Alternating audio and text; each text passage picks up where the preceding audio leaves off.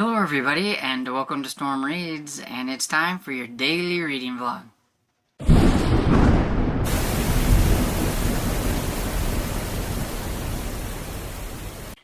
Good morning everybody. You are getting an early morning Stormy. At least earlier than normal. It is still semi-dark outside, so that's pretty early.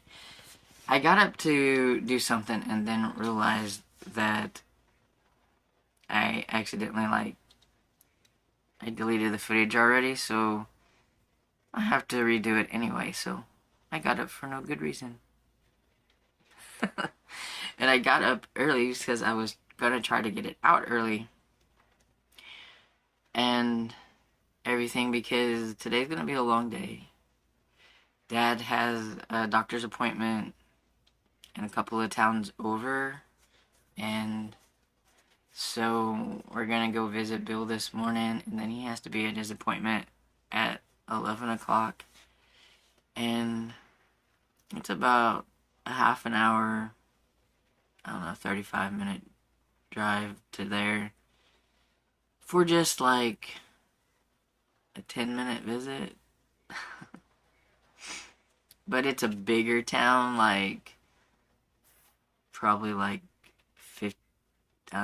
50,000 people maybe. It's a bigger town. And so, lots of traffic. Duh. And I'm sure while we're there, he's going to get me to go to Golden Corral, because that's his favorite place there. And we don't have anything like that around here. And so I'm sure by the time we get home, it's gonna be mid-afternoon. I would like to go to the bookstore while we're there, but I don't know. Our card's not acting very well, so I don't know if I'll want to chance running it around too much, but I would like to. But we'll see. But yeah, I just thought I would pop on and say hi and get this thing going. And normally I'm still sleeping by now. So I'm a little tired, but catch you later.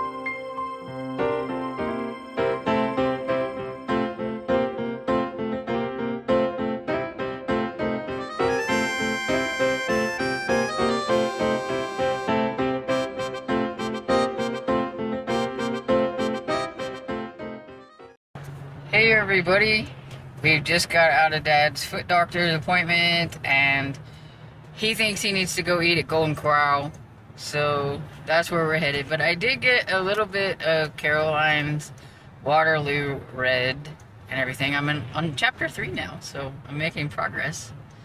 And I just thought I would pop in with a little update so that you didn't just see footage of us driving around.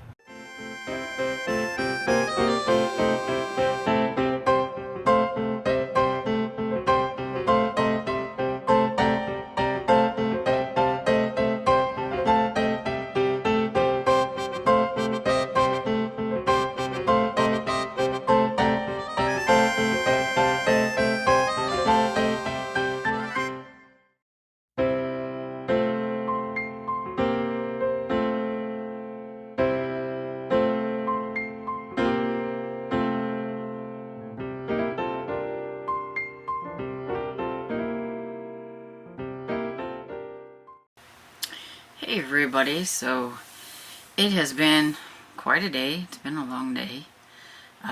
You've probably seen way more footage than you wanted to of my day. I never know exactly how much to put on there, so if I'm putting too much, let me know, because I can cut out some of that. I know some people like it, some people don't, and I never know how much is enough and how much is like too much or anything. But yeah, we had to go to Joplin, which I think some people may know where that is just because of the tornado that was in 2011 that kind of like wiped part of it out, and it was like all over the national news and everything. So yeah, so we're kind of close to that, but you know, it's like probably the biggest city that we are around, where in the future, if Dad needs to go and have things done, like he's going to have another CAT scan, we are going to have to go there because that's the only place where Mercy Hospital is, and so evidently that's the places that he has to go to.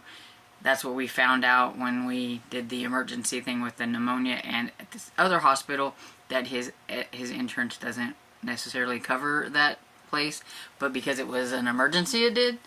So yeah, so we're not really happy about the fact that we're gonna have to go into the bigger like town to do all that stuff and everything, but it is what it is until he can change his Advantage plan next go around, because we need something where we can go to a more immediate hospital area. So, but yeah, he had a foot doctor's appointment today, so that's the only place for that too, is up there and everything. So we went there, and of course I mentioned that we went to Golden Corral, and you've seen that I ate all kinds of things that I shouldn't eat, but I'm a really kind of a picky eater, and I don't necessarily care for Golden Corral that much, but it's one of my dad's favorite places to eat.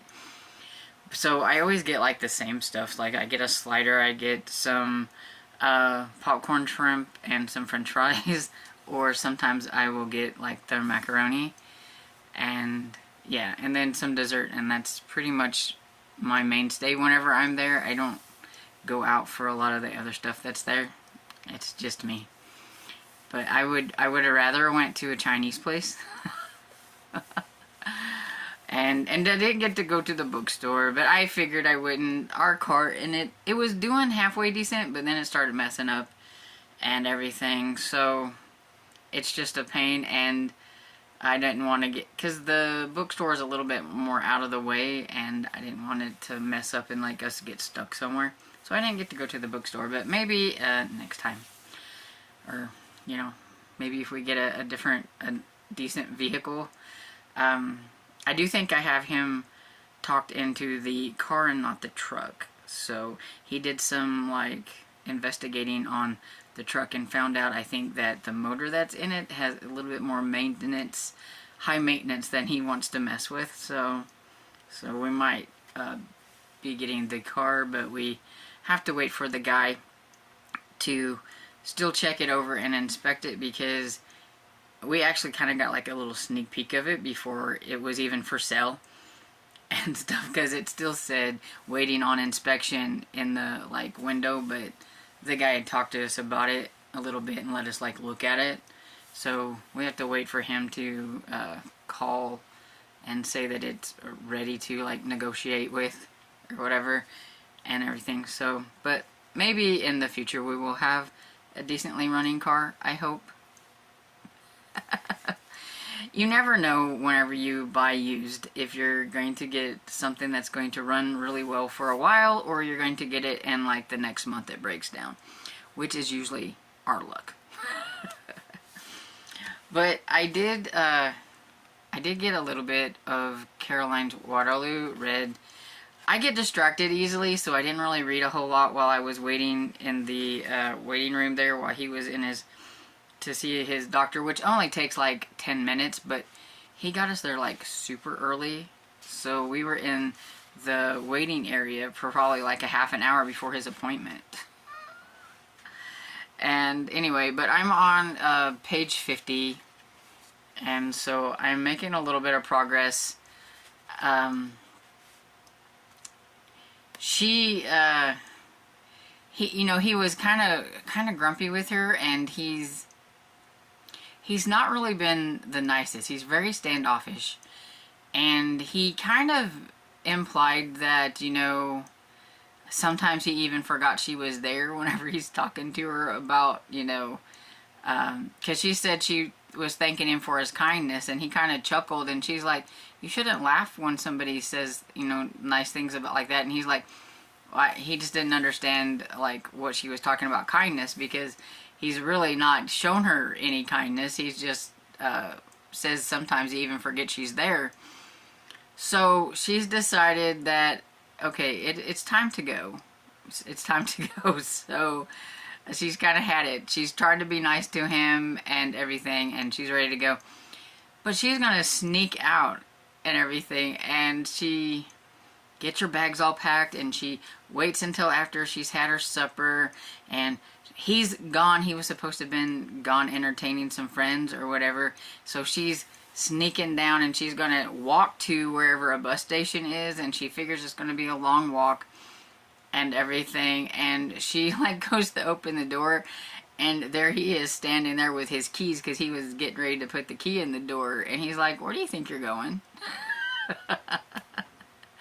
And she was like, oh, well, I'm gonna leave. I'm, overstayed my welcome here. You obviously don't want me here.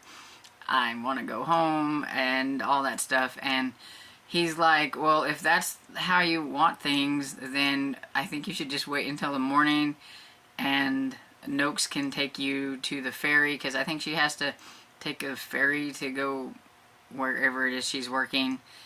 And he's like, he'll drive you there, make sure you get on there, make sure, you get the boat and everything just fine. You can just leave in the morning.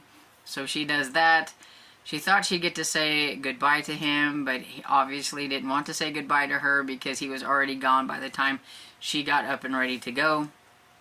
And so she's back home, and she gets to see her cat Waterloo, and the landlady reminds her that the rent is due. It's nice to see that you're up and about and that you're okay, but the rent is due soon.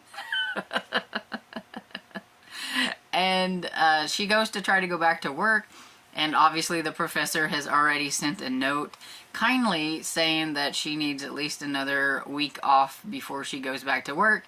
So she's like, well, great. So now she has to kind of just meander around the house and everything, and it just kind of reminds her little home reminds her of how much she doesn't have, and how lucky it was when she was at the big house with the wait staff there, because she's never been waited on hand and foot and everything. And so it just kind of made her a little bit more lonely too, because she is all by herself. She has no family, and she kind of got to know the staff that he has there, and they were really kind and nice. And so she's just kind of alone. And now she is officially back to work, and learning that she may be getting a higher up position in the hospital. Maybe, if everything goes according to plan, which she's not quite sure if she wants or not, and everything. But she's still thinking about like the professor and all of them there and stuff. But yeah, so I'm wondering like, how are they going to meet up again? And everything. So I'm a little curious to see where this is going to go, because I have no clue. I don't have a clue. Is he going to like come and get her, or what? Because I know it says back here that he was very clear his reasons for wanting to marry Caroline, and love had nothing to do with it. So maybe maybe when she leaves, he decides that he misses having her around and just wants her around. I don't know. I guess we'll see. Just gotta read and see. And this one, Touch Not the Cat, I really didn't get too much into. I am on officially on chapter 2 now, which is page 20. But it was just kind of more about the fact that she has this ESP. She thought it run in the family. She asked the twins about it, which I guess are some family members. And they always looked at her like she was a little strange and everything. So she's like, okay, so maybe I won't talk about those kind of things, because she kind of thought it ran in the family on like her Ashley side of the family and it goes into like this spiel about medieval days and things about Ashley's, and you know how they kind of got the land and all that kind of stuff. You know, just things that I didn't really need to know. But yeah, so, and then she hears the voice again, and evidently she's been hearing this voice since she was a kid. So I don't know if it was a boy's voice whenever she was younger, and now it's a man's voice because they're older. Because, I mean, that would be kind of creepy if it was a man then and a man now. So I'm thinking, because I think she just kind of grew up with this voice and everything.